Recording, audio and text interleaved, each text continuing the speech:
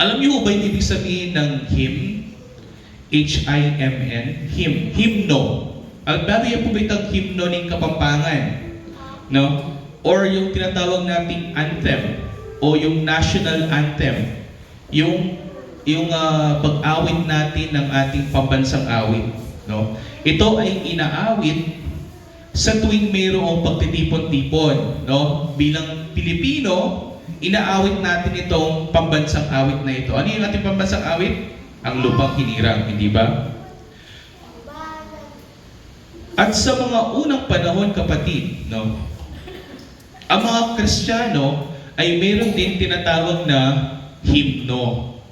Meron silang kinakanta lagi na siyang nagpapaalala sa kanila sa kabutihan na ginawa ng ating mahal na Panginoong Yesus para sa kanila. So ito, yung hymno na ito ay parang national anthem nila.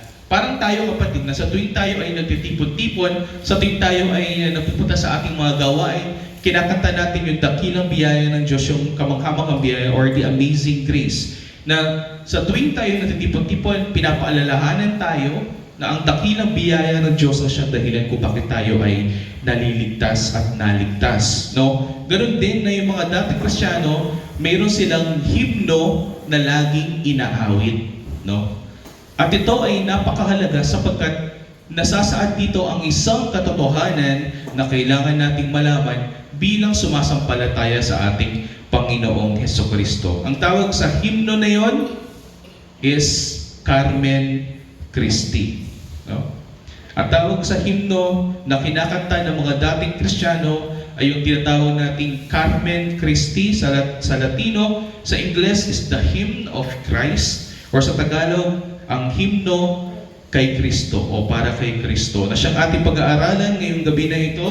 Ang ating key verse for tonight is Philippians chapter 2 verse 1 to 11. Ang sulat ni Pablo sa mga taga-Pilipos kapitulo 2 versikulo 1 hanggang 11 na siyang ating key verse for tonight. Hindi po tayo lalabas dito. Samahan niyo po ako ngayong gabi na ito upang atin po itong maintindihan ng lubos. Amen? Okay. Ang pinaka-tema ng ating pag-aaralan ay yung tinatawag nating pagpapakumbaba. No? Ano yung pagpapakumbaba sa Ingles? Humility. No? Or yung for the state of being humble. No? Hindi humble, kundi humble o pagpapakumbaba. Ito yung kakayahan ng isang tao na sa tuwing mayroong pagkakataon na siya ay itataas ang kanyang sarili, kaysa sa itaas ang kanyang sarili, kanyang ibababa ang kanyang sarili upang mas lalong maintindihan ang mga sitwasyon at maipakita sa mga ibang tao ang kanyang pagiging mapagpakumbaba. So pag-aaralan natin ngayong gabi na ito kung bakit ito ang tema ng ating pag-aaralan na bilang mga Kristiyano, kailangan tayo ay magpakumbaba. At nais kong basahin ang isang talata sa Biblia sa Philippians chapter 2 na siyang pinaka-essence, no? Philippians chapter 2 verse 7, ito yung sabi, na siya, bagamat nasa anyo ng Diyos, ay hindi niya itinuring na isang bagay na dapat panghawakan. Isa daw siyang anyo ng Diyos, pero hindi niya itinuring na siya ay Diyos, na kanyang panghawakan itong anyo na ito. At hindi niya itinuring na siyang kanyang basihan o panghahawakan magpakailanman ang pagiging kapantay niya sa Diyos. Ito yung pag-aaralan natin ngayong gabi na ito na nawa sundin niyo po ako. Sabi ko nga kanina, Philippians chapter 2 verse 1 to 11 ang ating pag-aaralan. At malalaman natin dito na mayroong kinakanta o inaawit yung mga Kristiyano ng mga unang panahon na tinatawag nating Carmen Christi. Ito yung according sa mga Bible scholars, na kanila itong patuloy na inaawit sa tuwing sila ay nagtitipon-tipon. Babalik tayo ng mga unang panahon bago tayo magsimula sa ating konteksto. Magta-travel tayo back in time.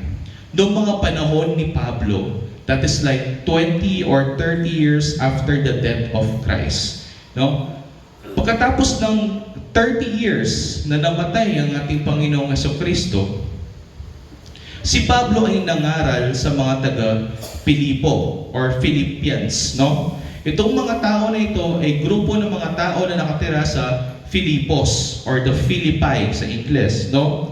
At itong mga tao na ito, kapatid, ay iba't ibang mga lahi. Mayroong mga Hudyo, mayroong mga Griego, mayroong mga Asyano, no? So iba't ibang mga lahi sila. At noong mga unang panahon, kapag ikaw ay Kristiyano, lalong-lalo na noong mga panahon na after the death, hanggang 100 years after the death, ang ginagawa nila sa mga Kristiyano, kapag nalaman na lang ikaw ay Kristiyano, sinusunog ka nila, kapatid. Nung ito ka silaban, ipako da ka king krus. O kaya, pamagbuganda ka, kimate ka, pamaronganda ka, balatanda kang mabye. Makanya ni gagawan da kanita ka rin Kristiyano, kanyang minunang panahon. Noong panahon ni Pablo, ganyan ang ginagawa sa mga Kristiyano. Kaya kung malalaman mo, kapatid, na kapag ikaw ay Kristiyano noong mga unang panahon, kapag mayroong pagtitipon na ganito, napakadalang na mangyari na mayroong mga pagtitipon na ganito, sapagkat kapag nalaman ng pamahalaan ng mga unang panahon, yung pamahalaan ng mga unang panahon, tawag sa kanila ay mga Romans o yung mga Romano, no? Kapag nalaman ng mga Romano na ikaw ay isang Kristiyano at nagtitipon-tipon tulad ng mga oras na ito, ang ginagawa nila ay pinapatay sila, no? So ano yung ginagawa ng mga Kristiyano? Ang ginagawa ng mga Kristiyano sa tuwing sila ay nagtitipon-tipon, kahit dalawa, kahit tatlo lang sila, o 5 lang sila, basta magtitipon-tipon sila, sila ay kakanta ng isang himno. At isa sa mga kinakanta nilang himno, ang parte ng isa sa mga kinakanta nilang himno, ay yung ating pag-aaralan ng ngayong gabi na ito na pinamagatan nating Carmen Christi. Ang tawag dito, or the Hymn of Christ, ang dahilan kung bakit nila ito kinakanta, upang kahit anong mangyari sa kanila, di ba pinapatay nga sila, kahit anong mangyari sa kanila, hindi nila makalimutan sa kanilang buhay kung ano ang ginawa ni Kristo para sa kanila. Imagine that is like 30 years after the death of Christ. Minsan, kapatid, no, bilang tao, minsan, pag namatay yung ating mga magulang, siguro after 10 years lang, baka kalimutan na natin. Parang nakapag-move on na tayo. But that is like 30 years pagkatapos ng pagkamatay ng ating Panginoong Jesucristo, sila pa rin ay pinapatay ng mga Romano. Kaya ngayong gabi, yun yung pag-aaralan natin, kung ano ba yung kinakanta nila yon at bakit ito mahalaga at kung bakit ito ang ating pinakatema ngayong gabi na ito na tinatawag nating pagpapakumbaba o humility. Okay? Basahin natin ang Philippians chapter 2, verse 1 to 11. Verse 1, kaya nga kung mayroong anumang kasiglahan kay Kristo, kung mayroong anumang kaaliwan ng pag-ibig, kung mayroong anumang pakikisama ng Espiritu, kung mayroong anumang pagkagiliw at habag, sa verse 2, ay lubusin ninyo ang aking tuwa sa pagkakaroon ng gayunding pag-iisip. Ang sabi ni Pablo, magtaglay ng gayunding pag-ibig na magkaisa ng diwa at may isa lamang pag-iisip. Ang sinasabi ni Pablo dito, no, na bilang mga katawan ni Kristo, bilang mga mananampalataya sa ating mahal na Panginoon, kahit tayo ay nasa panahon na tayo ay inuusig, na tayo ay inaalipusta ng mga tao sa mundong ito. Tandaan natin, kapatid, kapag tayo ay na kay Kristo na, ang number 1 na inyong mararamdaman, kapatid, ay yung mga kaibigan mo ay mag-uumpisa na aalipustahin ka na. Yung mga kamag-anak mo, makikita nila na parang tatanungin nila sa'yo, ano bang nangyari sa'yo? Bakit ka nagbago? Diba? Yan yung mga makikita natin ng mga pag-uusig na nagmumula sa mga mundo. Ang mahirap pa, nagmumula sa mga tao na kilala natin. Bakit? Sapagkat ikaw ay nagbago, hindi ba? Dati kasama mo sila na nasa kasalanan kayo, kasama mo sila na meron kayong ginagawang mga mali. Ngayon, nagbago ka na, umalis ka na dun sa gawain na yun, sa buhay na yun, at nagbago ka na. Anong gagawin ng mga kaibigan mo na iyong iniwan sa ganong estado? Magagalit sila sa'yo. Makakaramdam ka ng pag-uusig mula sa kanila. So ito yung sinasabi ni Pablo na kailangan kung ano yung nararamdaman ng iglesia, ng katawan ng Diyos, tayo ay iisa sa pagdaramdam natin. Kung mayroong masigla kay Kristo, masaya sa ating Panginoon. Kung mayroong nag-aaliwan sa pag-ibig ng ating Panginoong Yesus. Kung mayroong na pakikisama sa Espiritu, kailangan tayong lahat ay ganun din, kapatid. No? Ito yung sinasabi ni Pablo dito, na kailangan sa verse 2, magtaglay ng gayon din pag-ibig na siyang umiibig sa ating Panginoong Jesucristo, magkaisa sa isang diwa, na tayo sa ating mga layunin ay gumagawa ng mga bagay na ayon sa ating Panginoon, at mayroon isa lamang pag-iisip, na tayo ay mayroong isang gagawin at iisipin na siyang pinakalayunin natin bilang mga Kristiyano. Kaya sa 3, makikita natin dito kung bakit nasabi ni Pablo yung una. Kung bakit kailangan nagkakaisa tayo. Sa 3, huwag ninyong gawin ang anuman sa pagpapaligsahan o pagmamataas. Ito yung sinasabi ni Pablo, na bilang mga magkakapatid kay Kristo, tamo po pagalingan Kenny, tamo po singkagaling, singkabyasa, o nung nano po. Ito yung sinasabi ni Pablo na kailangan hindi tayo ganon bilang katawan ni Kristo. Kung meron tayong isang pag-iisip, kung meron tayong isang diwa, kung ano yung kasayahan ng isa, dapat kasayahan din natin. Kung ano yung kalungkutan ng isa, ay kalungkutan din naman natin. Kaya ganoon din na dapat pantay-pantay tayo dito sa ating gawain. Kaya ang sabi ni Pablo, huwag ninyong gawin ang anuman sa pagpapaligsahan o pagmamataas. Nanawa, hindi tayo nagpupunta sa mga gawain ng ating Panginoon o wala tayo sa pananampalataya o nasa pananampalataya tayo na ang dahilan kung bakit tayo narito ay dahil gusto mong ipakita kay sister na mas magaling ka sa kanya o gusto mong ipakita kay brother na mas gwapo ka sa kanya. Hindi po sana ganon ang ating ginagawa. Ito yung sinasabi ni Pablo na dapat bilang mga magkakapatid kay Kristo, hindi tayo nagpapaligsahan dito o pagalingan o sino yung mas mataas kaysa sa atin. Kundi, sabi niya, sa kababaan, ituring na ang iba ay higit na mabuti kaysa sa inyong sarili. Ito yung sinabi ni Pablo, agyo mo bang isipan na i-sister says, mas malaguya kaysa ka. O Brother Marvin, mas biyasaya kaysa ka. At ito mga bagay nito, sabi ni Pablo, ay kailangan nating tanggapin na may kababaan. Na mayroon tayo mga kapatid kay Kristo na higit na mas magaling, na higit na mabuti at higit na mas marunong kaysa sa atin. At huwag tayo makipagpaligsahan sa kanila, bagkus tanggapin natin yung mga bagay niyon at patuloy tayong magpakumbaba. Yes, amen. Naintindihan po ba natin yon? Sabi niya, kundi sa kababaan, ituring na ang iba ay higit na mas mabuti kaysa sa inyong sarili. Dapat italaging isipan tamo na ay mas biyasaya ka na ako kasi Sister Max na magkanta. Kaya okay mo na yung talent kita, Mike, kasi biyasaya talagang magkanta. Ay, mas magaling yung magluto ka na ako yung Sister Merly. Mas masating ng yung gawa ka at ang baging areta, uling yung mas magaling ka na ako. At anong nangyayari, kapatid? Kapag iniisip mo yon, walang nangyayari kundi nagkakaroon ka ng tinatawag nating pagpapakumbaba na hindi tayo nangingialam o nagmamataas ng ating mga sarili. Kamukha na ito. For instance, kapatid, no?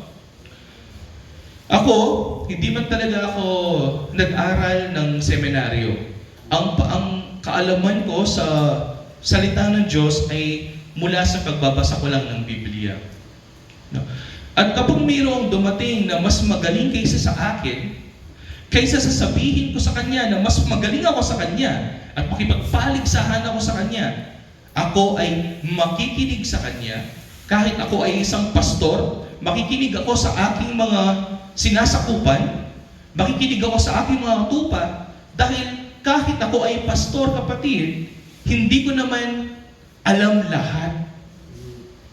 At hindi ako magaling sa lahat. Kaya anong gagawin ko? Ako ay magpapakumbaba at iisipin ko, tatanggapin ko kung ano man yung sasabihin nyo sa akin upang mas lalo ko kayo maintindihan. Ito yung sinasabi ni Pablo, kapatid, na wala sa estado ng ating paglilingkod sa Diyos ang ating kaligtasan at matuto tayong magpakumbaba. Sa 4, huwag tingnan ng bawat isa sa inyo ang kanyang sariling kapakanan, kundi ang kapakanan ng iba. E tamo isipan, nung makatsura yung baka na ako ita, huwag nating isipin na, may buha ko kanyang kaya, kanyang ginawa na ito. No. Isipin natin ganito. Kaya may buha ka na ako ni Sister Merly. Anyang sinabi ko kayong bagay nini. Kaya may buha ka na ako ni Brother Joel. Nung gawan ko yung bagay nini. Ngarapan. At itong mga bagay nito, kapatid, kapag nalalaman natin na ating iniisip yung ibang tao kaysa sa ating mga sarili, natututo tayo kung paano magpakumbaba at nawawala yung tinatawag nating pride. Sino may pride dyan? Alam ko sa mga mag-asawa, paligsahan sila. Palakihan ng pride. Magpagtapuan kami yung Sister Ses. Inggawan ko, mumuna akong diling lumol kay kwarto, matutulog ko kay supak, kay lalam. Inggawa na kanta, waling ma-pride siya, pamata siya pa yung pride na, babahan ako. Putala na ako pa rin, at sana ako kayan. Hanggang katang Amy Pasto, hanggang tayo na ako katakan. Karita po ito na patad. Potang kitakan na ako nito, yako naman ka nito.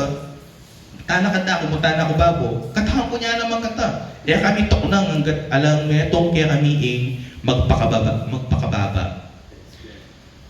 Kaya kung pareho tayong nagmamataas, kung pareho tayong nagmamagaling, kung pareho tayong nagpapaligsahan dito sa gawain ng Panginoon, walang mangyayari sa atin. Sabi ng Biblia, pride is the source or the root of destruction. Kung ang mangyayari dito sa magkakawatak-watak tayo, kung nagpapagalingan lang tayo dito, kapatid. Yun yung dahilan kung bakit sinasabi ni Pablo na kailangan bilang mga Kristiyano, marunong tayong magpakumbaba. Nung Sister Emmy, kakamana ni asawa na, uling pumunta kay church, Sister Emmy, kaysa kitang mimuaya na maging asawa na, tanggapan na mo na talagang natimakan yan at mabiyasa yung magpakumbaba. At ni Patela, alila. Uling Sister Emmy ay tindiyan yung sitwasyon. At ganoon din tayo bilang mga Kristiyano, kung minsan, makikita mo si Sister Mags, akala mo, naiinis ako kay Sister Mags, sabi ko siya, nakikita. Anong gagawin mo? Magpakumbaba ka, kapatid. Para the next time na makita mo si Sister Mags, anya pala, may inis ko ang Sister Mags kasi ahakit ko, masating ang susulod. Berikurin ba kanita? At kapag nangyayari yun, nalalaman mo ni mga bagay na ito, kapatid, hindi ka na maiinis sa Kanya. Ito yung mga bagay na kailangan nating malaman bilang mga Kristiyano. At kung bakit ito napakahalaga na kailangan tayo ay magpakumbaba, sapagkat ang tayo, kapatid, nung hindi pa natin kilala si Kristo, ano yung paniniwala natin? Ang paniniwala natin na kaya nating iligtas ang ating mga sarili. Ang tawag dyan, kapatid, ay pagmamagaling at pagmamayabang. Na ang tao sa kanyang natural na estado ay sasabihin niya, agyo ko naman mo talangit kasi magana ka na ako man. Biyasa ko. Alahong kapate. Ingkutang, manampalataya ka ang Kristo. Kilala mo may Kristo. Ulingin tao, kayong natural na estado, meteya. At alang matulit kaya katamo ala dyang metong. Ingagawan tamo, basan niya mo, kingarapan na rin nga po kino.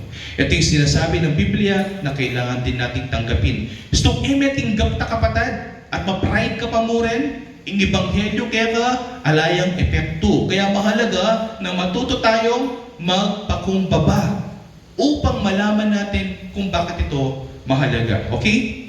Ano yung pagpapakumbaba? Ito yung sabihin natin, ito yung sinabi ni Pablo. Ang pagpapakumbaba ay ganito. Huwag tignan ng bawat isa sa inyo ang kanyang sarili. Ibig sabihin, hindi ka na magiging makasarili, bagkus titignan mo na yung kapakanan ng iba. Ang tawag dyan, kapatid, ay pagpapakumbaba. Selfless love. Okay? 5. Magkaroon kayo sa inyo ng ganitong pag-iisip na kay Kristo Jesus din naman. Ito na yung gagawin ni Pablo, kapatid. So sa kanyang pangangaral sa mga taga-Pilipos, nakita niya yung mga tao na ito, masyado na silang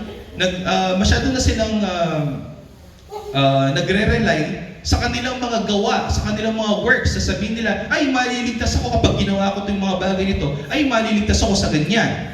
At ang nangyari, sabi ni Pablo, naku, huwag niyong isipin yung mga bagay na yan, sapagkat kung yan yung iniisip ninyo, hindi nyo maintindihan kung ano ang ginawa ni Kristo para sa inyo. So ito yung dahilan kung bakit sasabihin ni Pablo ngayong gabi na ito, upang mas lalo natin maintindihan kung ano ang ibig sabihin ng pagpapakumbaba. Okay? So we will now enter sa tinatawag nating Carmen Christi. Ang Carmen Christi, kapatid, ay yung himno na inaawit ng mga sinaunang Kristiyano para kay Jesucristo. At makikita natin ito sa panahon ni Pablo noong nagsulat siya sa mga taga-Pilipos, at ito ay mag-uumpisa sa chapter 5. Okay. Ito yung himno na kinakanta ng mga Kristiyano noong mga unang panahon. Sabi dito sa chapter 5 na siya, sino tinutukoy nila dito? Ang ating Panginoong Jesucristo. Na siya, bagamat nasa anyo ng Diyos, okay, again, kita natin dito, ang Panginoong Jesucristo, bagamat nasa anyo siya ng Diyos, dati, bago siya nagkatawang tao, siya ay Diyos. Amen? Ito yung unang katotohanan. Ng ating Panginoong Jesucristo, bago siya nagkatawang tao, siya na ay Diyos. Ibig sabihin, hindi siya nilikha, hindi siya nilalang, siya ay Diyos. Okay? Kasi sabi sa Biblia, huwag mong sambahin ng kahit anumang nilalang, di ba?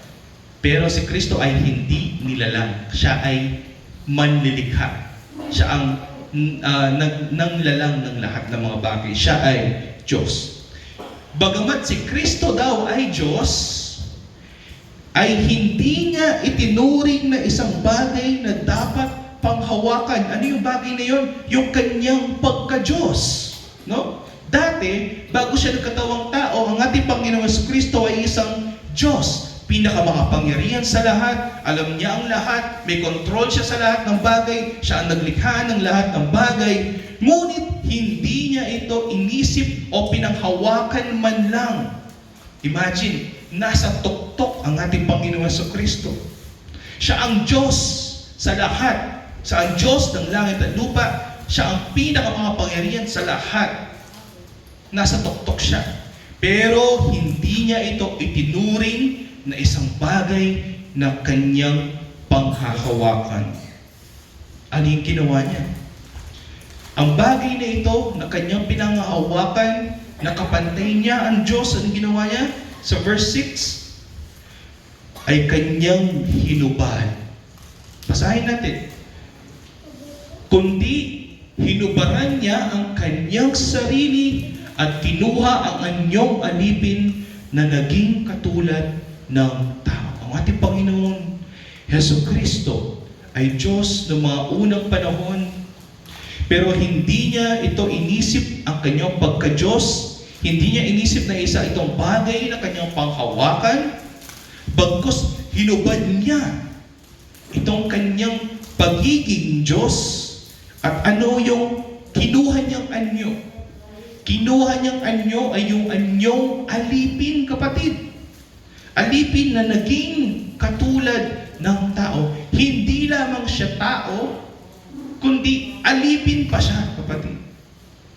Ang Panginoong Jesucristo, bagamat siya ay Diyos, pinili niya na maging tao, na hindi lamang tao, kundi isang alipin. Tingnan natin, susunod. Kundi hinubaran ang kanyang sarili at kinuha ang anyong tao at na naging alipin. At palibhasay natagpuan sa anyo ng tao, siya'y napakababa sa kanyang sarili at naging masunurin hanggang sa kamatayan, maging sa kamatayan man sa krus ng Kalbaryo. Makita natin dito, palibhasay natagpuan siyang anyong tao. Tayo, nalaman natin ang ating Panginoong Jesus ay nagkatawang tao at naging anyong tao, siya ay nagpakababa sa kanyang sarili. Dati siya ay Diyos. Pero hindi niya ito itinuring na isang bagay na kanyang panghawakan. Hinubad niya ang kanyang pagka-Diyos, siya ay nagkatawang tao. Ano yung tawag doon? Pagpapakababa. Ganon din tayo, kapatid. Ito yung sinasabi ni Pablo. Kung nagawa ng ating Panginoon na siya ang hari ng mga hari, siya ang Panginoon ng mga Panginoon, siya ang Diyos, na kanyang hubarin yung bagay na yun, na hindi niya itinuring na isang bagay na panghahawakan niya pagpakailanman. Hinubad niya yan, kapatid. At siya ay nagkatawang tao, isang alipin na nasa panahon ng mga taga-Roma, kapatid. Siya ay nagpakababa sa kanyang sarili at naging masunurin hanggang sa kamatayan, maging sa kamatayan man sa krus. Ano yung sinasabi ni Pablo dito, kapatid? Pag-aralan natin ito. Hindi ba ang Panginoon ay nagbigay ng utos sa atin? Noong mga unang panahon, ano yung unang utos na binigay ng Panginoon na kay Moises, na nagsabi siya ng kanyang covenant? Ang tawag doon is the Ten Commandments. Alam natin ito. At itong utos na ito, binigay ng Panginoon sa mga Hudyo lamang. Kina Moises lamang. At hindi sa mga ibang lahi, hindi sa mga ibang tao. Na ang kautusan ay nibigay sa mga Israelita upang kanilang sundan ang kautusan na ito. At ang kautusan na ito, ano yung kanyang nire-require? Ano yung hinihingi ng kautusan ng Panginoon? Ang hinihingi ng kautusan ng Panginoon is perfect obedience. Ito yung perpektong pagsunod sa kautusan. Ang tanong, mayroon bang isang tao na perpektong sumunod sa kautusan ng Diyos? Wala. Kahit tayo, kapatid, marahil kahit tayo, wala ni isa sa atin ang perpektong nakasunod sa kautusan ng Diyos. Nagsisinungaling tayo.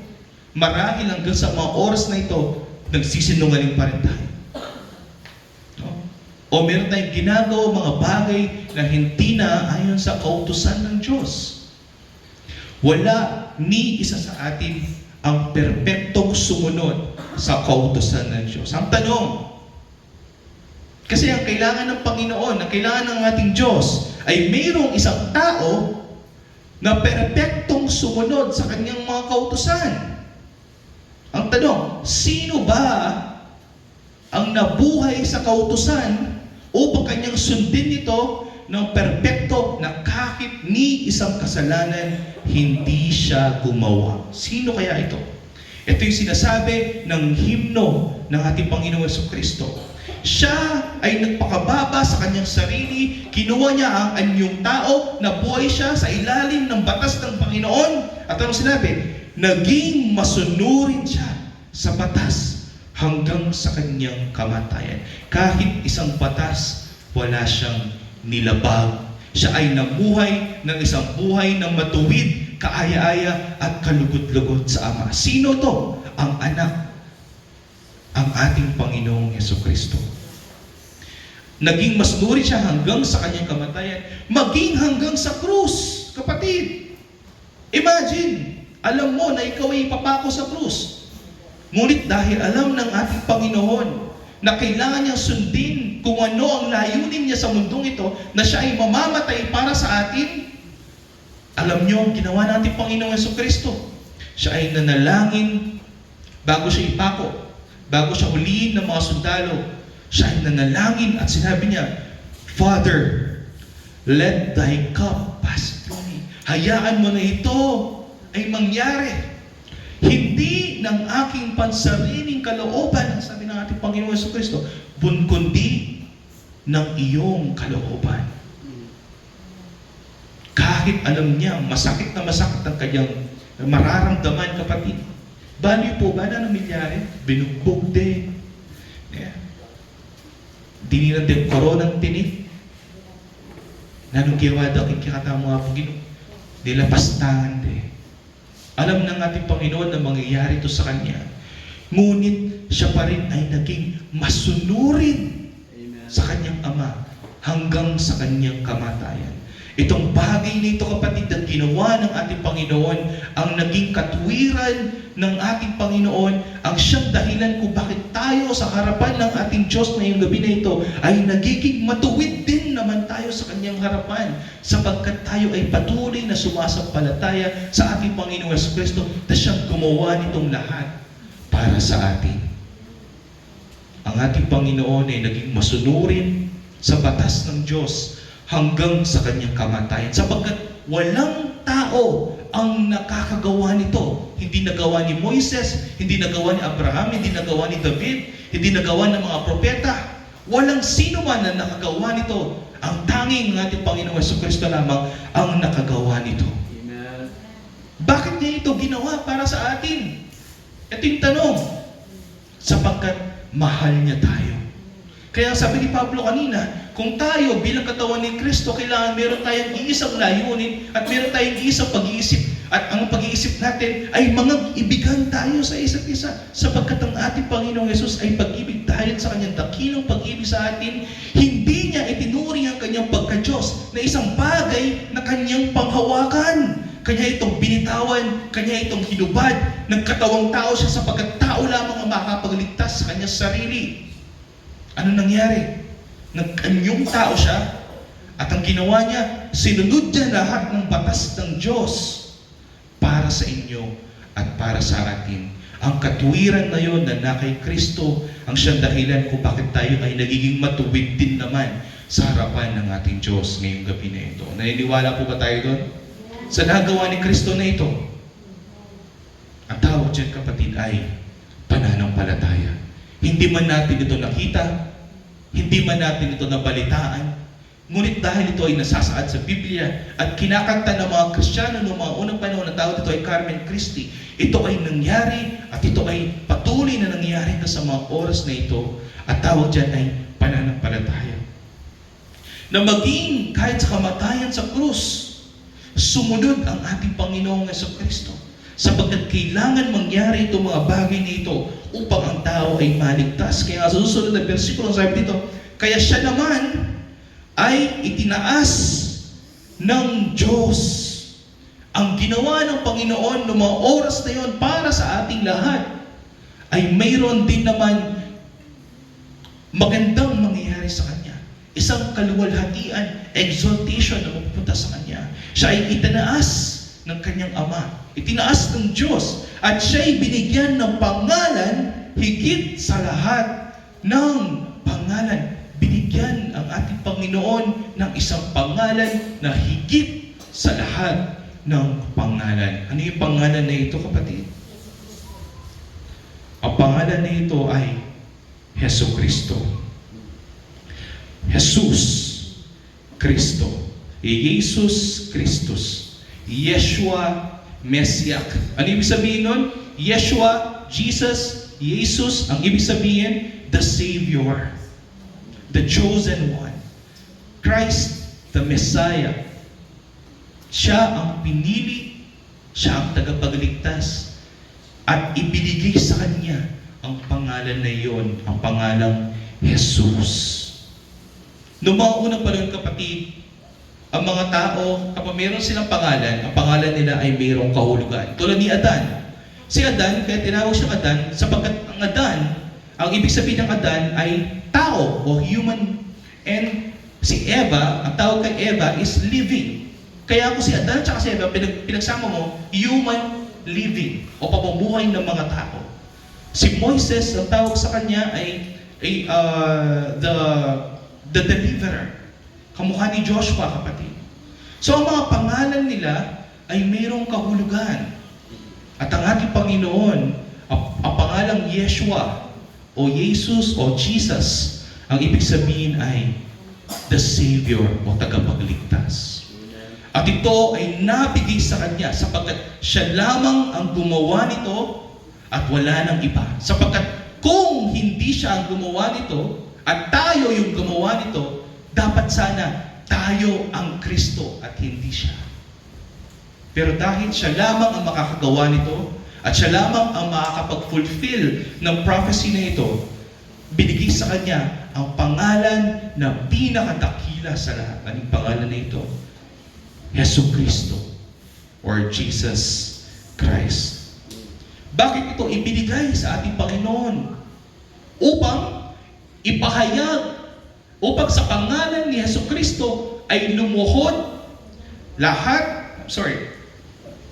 balik tayo. Upang ang pangalan ni Jesucristo ay lumuhod ang bawat tuhod sa langit at sa lupa at sa ilalim ng lupa. No? Diba, siya ay Diyos. Pero hindi niya ito inisip na bagay na kanyang panghawakan, nagkatawang tao siya, sapagkat nakita ng ating Panginoon na ang tao, hindi niya kayang iligtas ang kanyang sarili. Kailangan mayroong tagapagligtas ang tao. Ako yun, sabi ng ating Panginoon. Ililigtas ko sila. Dahil mahal ko sila. Imagine, ano nangyari? Sapagkat ang kabayaran ng ating mga kasalanan ni kamatayan, ang sabi ng Biblia, ang Panginoong Jesucristo, siya ay nagkatawang tao at namatay para sa atin bilang kabayaran ng ating mga kasalanan. Ang kabayaran ng kasalanan ay kamatayan, at ang kanyang kamatayan ay naging sapat ng kabayaran para sa kasalanan ng lahat ng tao na mananampalataya sa kanya. At siya ay namuhay sa mundong ito, naging masunurin, na kahit isang batas ng Diyos hindi niya nilabag, at siya ay naging matuwid sa harapan, na siya rin naman katwiran natin ngayong gabi na ito sa pamamagitan ng pananampalataya sa Kanya. Kaya tayo na makasalanan dati, na tayo na madumi dati sa harapan ng Diyos, dahil sumasampalataya tayo ngayon sa nagawa ng ating Panginoong Jesucristo, tayo ay nagiging malinis sa Kanyang harapan. Hindi lamang malinis, tayo rin ay nagiging matuwid sa harapan ng Diyos. Sapagkat kung hinubad ng ating Panginoon ng Kanyang pagka-Diyos, ang Kanyang katwiran naman ay ating isinusuot sa ating buhay. Ang hinubad niya, ang siyang ating isinusuot. Ang dahilan kung bakit tayo ay nagiging matuwid, ang dahilan kung bakit tayo ay nagiging malinis sa harapan ng isang banal na Diyos, ay dahil sa ating mahal na Panginoong Jesucristo. Dahil dito na ibigay sa Kanya ang pangalan na higit sa lahat, Jesus, upang lahat ng mga tuhod ay luluhod sa Kanya. Upang lahat ng mga tuhod, mapalangit o nasa lupa, anghel ka man, lahat ng mga nilalang ay luluhod sa Kanya. Bakit? Dahil sa Kanyang mga ginawa para sa atin, na ating luluwalhatiin ang ginawa ng Diyos para sa atin. Minsan isipan niyo po mga nini, O Jesus, O Diyos, baka naano ko kaya nung may nakakilala. Kasi, anyang dati noon, kapatid, iniisip natin, akala natin, sapat na tayo ay mabait. Mabuti tayo sa mga tao. No? Nung hindi pa natin alam ang katotohanan, akala natin, okay na yung mga bagay na yun. Tapos, nung nalaman natin ang katotohanan, ay hindi pala. Hindi ko pala kayang gawin yon sa aking sarili. Hindi ko pala kayang iligtas sa aking sarili. Akala ko dahil mabuti ako, maliligtas na ako. Hindi pala. Kailangan pala iangkla ko yung aking kaluluwa sa isang tao na isa namang Diyos na siyang tanging tagapagligtas ng mundong ito. Amen. At nung nalaman natin yung mga bagay na yun, ano yung ginawa natin nung tayo ay nabautismuhan? Ano yung tinanong sa atin nung tayo ay nabautismuhan? Naniniwala ka ba na ang ating Panginoong Jesucristo ang Panginoon at siya rin naman ang Diyos mo sa buhay mo? At kapag ikaw ay umoo, doon ka iaanib sa iglesia ng ating Panginoong Jesucristo. At ikaw ay babautismuhan sa tubig. At itong mga bagay nito, kung bakit kailangan natin ipahayag yung mga bagay nito na ang ating Panginoong Jesus Jesus, siya ang ating dakilang Panginoon sa ating buhay. Sapagkat sabi ni Pablo, kailangan daw natin ipahayag ng bawat dila, ng bawat tao, na ang ating Panginoong Jesucristo ay Panginoon sa ikakaluwalhati ng Diyos Ama. Ang Panginoong Jesucristo ay ang Panginoon. Kapatid, dumaunang panahon, ang tao, hindi siya pwedeng tawaging Panginoon. Di ba? Tayo, hindi natin pwedeng tawagin ng Panginoon si Brother Joel. Sapagkat kung tatawagin kong Panginoon si Brother Joel, ang tawag dyan ay idolatry, pagsamba sa mga Diyos-Diyosan. Sapagkat iniisip ko na ang aking Panginoon ay si Brother Joel. Pero dito, malalaman natin na ang tao na nagligtas sa atin, na akala natin siya ay tao lamang, ngunit hindi pala. Siya pala ang Diyos na nagkatawang tao para iligtas tayo. Praise God. At siya ang ating Panginoon. Amen. Isang titulo na ibinibigay sa Diyos noong mga unang panahon sa Old Testament ay yung tinatawag nating Adonai sa Hebrew, Kurios sa Latino o sa Greek, at Lord sa Ingles. That is capital L, small o, R, T. Isang titulo na ibinibigay sa Diyos, na rin namang isang titulo na naibigay sa ating Panginoon. Ang dahilan kung bakit alam natin na ang ating Panginoon Jesucristo ay hindi lamang tao, kundi siya ang Diyos na nagkatawang tao, ay dahil sa ginawa niya para sa atin. Yes. Tandaan natin, na ibigay kay Jesus ang titulo na ibinibigay ng mga Hudyo sa Diyos. Ang titulo ng Adonai o Panginoon. Ito ay nabigay lamang sa ating Panginoong Jesucristo. Ito ay binibigay sa Diyos na siyang sinasamba bilang mga tao.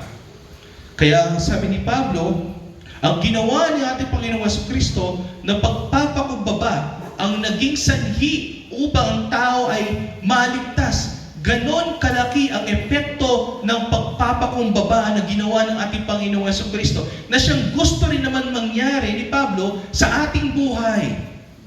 Na kaysa sa magmataas tayo, kaysa sa isipin natin na mas magaling tayo kaysa sa kanila, ay pastor ako, ay assistant pastor ako, ay preacher ako, mas magaling ako sa'yo. Bakit ako makikinig sa'yo? No.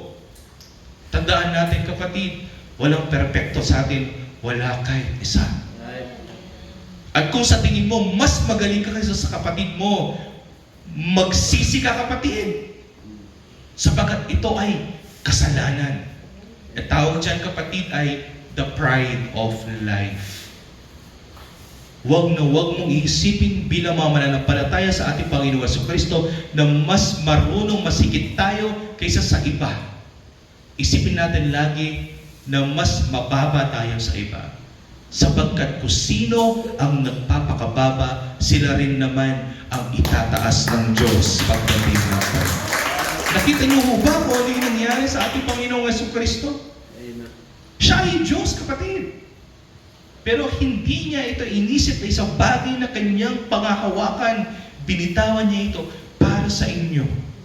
Kaya sa susunod, kapatid, na mag-aaway kayo ng asawa ninyo, sapagkat alam ninyo na kapag patuloy kayong nag-aaway at patuloy kayong nagmamataasan, ang gawin mo kapatid, mauna ka ng magpakumbaba at humingi ng tawad. No?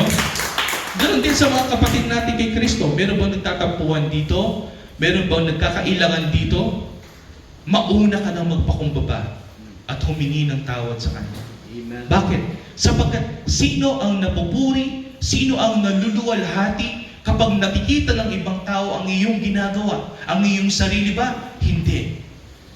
Ang Diyos na siya inyong sinasampalataya. Sino yon? Ang ating Panginoong Jesucristo. Sa tuwing tayo ay nagpapakumbaba, siya ang naluluwalhati. Alam niyo ba yung pagluhod? Kung bakit sabi ni Pablo, sa Carmen Christi o yung pagkantaan ng mga Kristiyano ng mga unang panahon, sabi nila, bawat tuhod ay luluhod sa ating Panginoon. Alam niyo ba kung ano yung gesture ng pagluhod? Kung bakit ginagawa ng mga tao noong mga unang panahon na lumuluhod sila sa kanilang mga Panginoon? Bakit? Sapagkat kapag ikaw ay lumuluhod sa harapan ng iyong Panginoon, ang nakikita ng buong mundo ay hindi ikaw, ay hindi yung mga tao na nakaluhod din, kundi yung nakatayo. Sino ang niluluhuran natin? Sino ang niluluhuran natin ngayong gabi na ito? At kung lumuluhod tayo sa Kanya, kailangan siya ang nakatayo na patuloy na naniningning upang makita siya ng buong mundo na siya ang niluluwalhati natin. Sino? Ang ating Panginoong Jesucristo. Na bagamat siya ay Diyos, hindi niya ito pinanghawakan, nagkatawang tao siya. At ngayong nalaman natin ang katotohanan na ito, bilang mananampalataya sa Kanya, luluhod lahat tayo sa Kanyang harapan. Pantay-pantay tayong nakaluhod sa Kanyang harapan at siya ay nakatayo. At ang buong mundo makikita ang Kanyang kaluwalhatian. At siya ay itataas. At malalaman natin na siya ang Adonai, siya ang Panginoon, siya ang Lord, siya ay Diyos. Amen? Ito yung maganda sa aking pagtatapos. Ang Carmen Christi, ito ang dahilan kung bakit nalaman natin na ang mga sinaunang Kristiyano, ganito ang tingin nila sa ating Panginoon.